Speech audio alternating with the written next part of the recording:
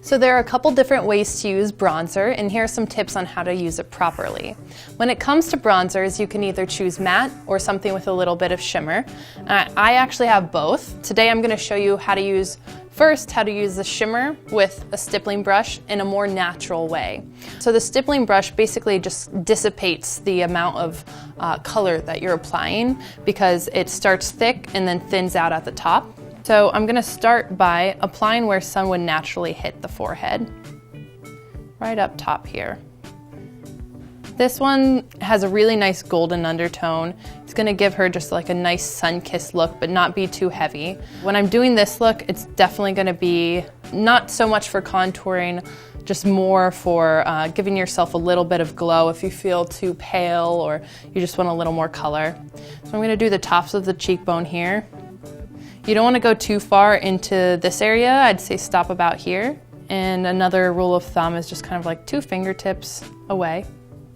And I'm doing the top of the cheekbone because once again, like I said, at the top of the forehead, sun comes down and hits here. It also comes down and hits this part of the face here.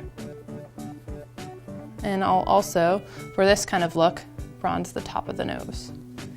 And I'm also gonna bring it down. I just like to do a little sweeping right on the chin because when you're bronzing, you don't want your face to look different than your neck. And I'll kind of blend it downwards like this. So this is really simple, just a little bit of color.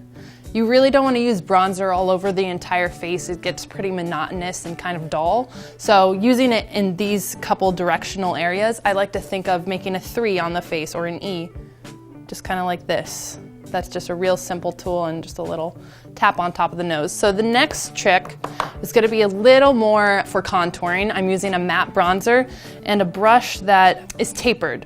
So it goes a little bit thinner so I can really get that like nice contoured look here. So I'm gonna start at the cheekbone. Maddie, if you could just go. Perfect.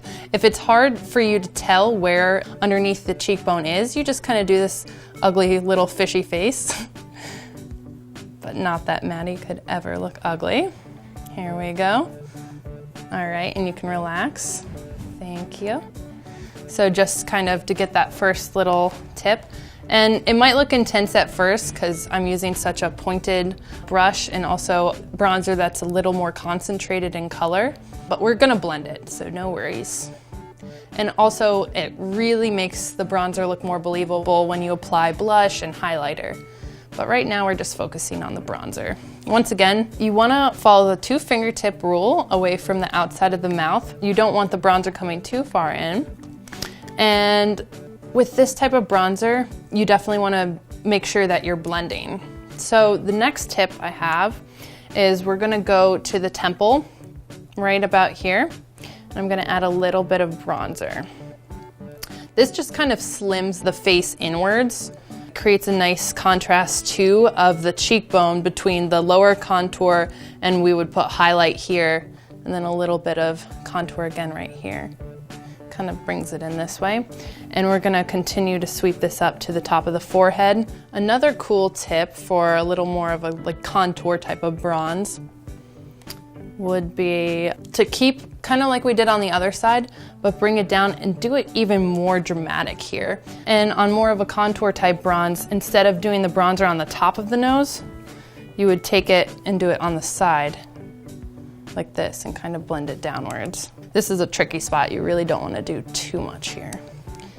All right, and that is how to bronze properly.